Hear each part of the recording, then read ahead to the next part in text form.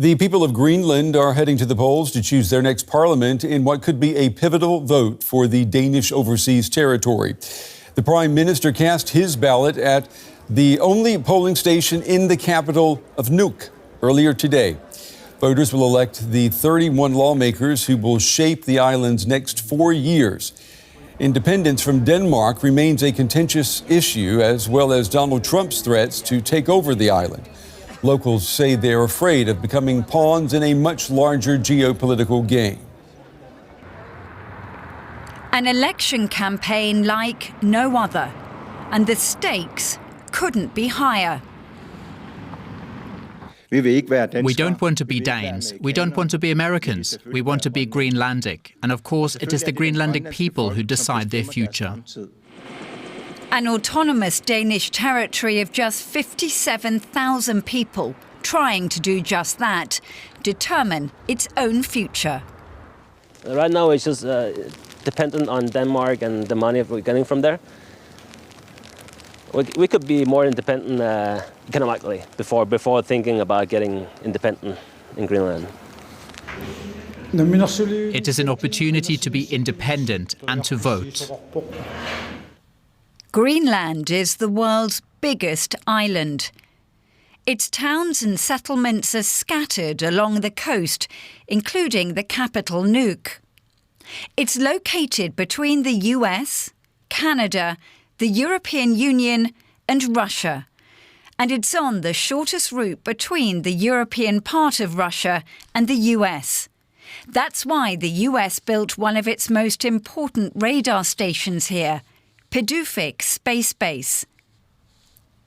US President Donald Trump has made no secret of his desire for Greenland, which also possesses a wealth of natural resources, including minerals and rare earths.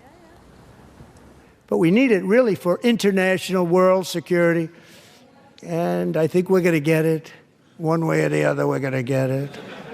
That's concerning politicians and their supporters from all parties in Greenland.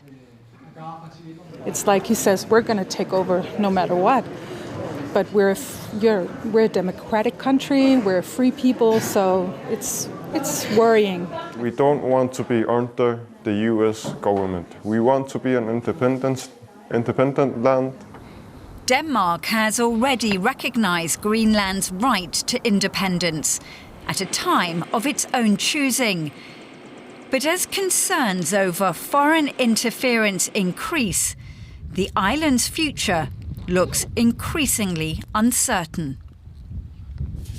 DW correspondent Jack Perrick has been reporting for us from Greenland in recent weeks. I asked him how much Greenlandic voters are considering Trump's plans for their country in this election.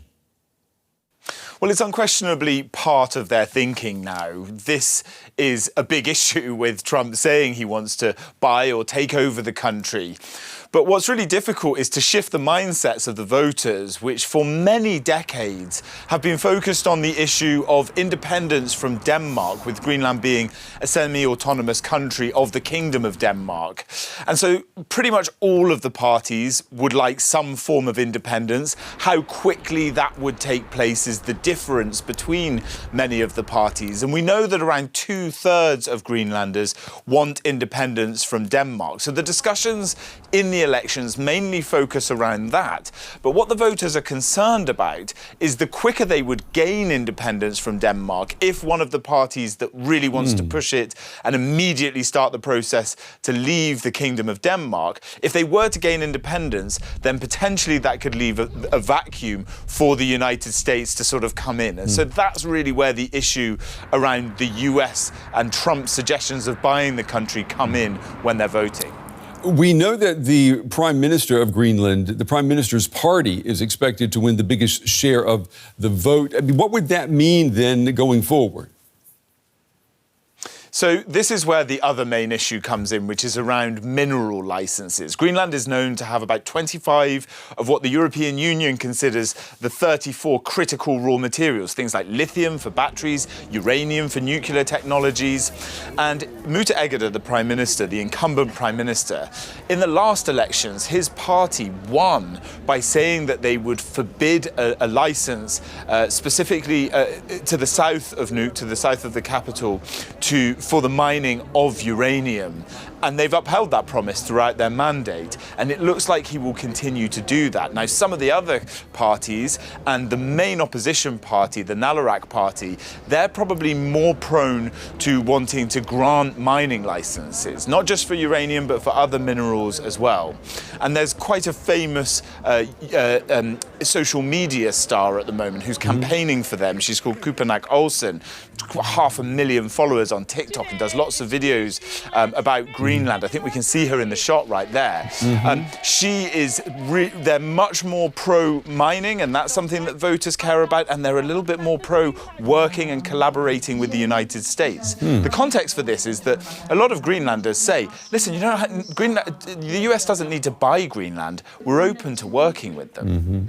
Yeah, and the history of the U.S. and Greenland considering tying the knot, it goes back, 100 years. It's a different story than when we're talking about independence. And the parties which are in favor of independence from Denmark, they've been in power for some time now. So I'm wondering, why hasn't Greenland already become an independent country? The context for this is firstly financial. Denmark pays about $1 billion a year to support Greenland's economy. But also practically, all doctors have to go to Denmark to train, and then they head back to Greenland to work there. There's no medicine school, for instance.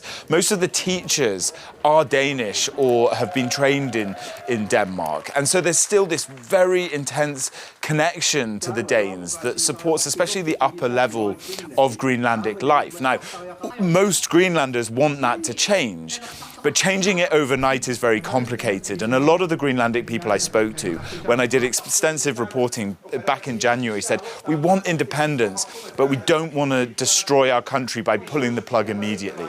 And that's why we expect many of the incumbent parties who want independence, but also then want to have a sort of calmer way for that, and more of a plan, more of a sort of rolling out plan rather than an immediate chop from Denmark to succeed, especially as the negotiations in how the government forms continues after this election. Okay, our man on the Greenland beat, Jack Perrick, joining us tonight from Brussels. Jack, as always, thank you.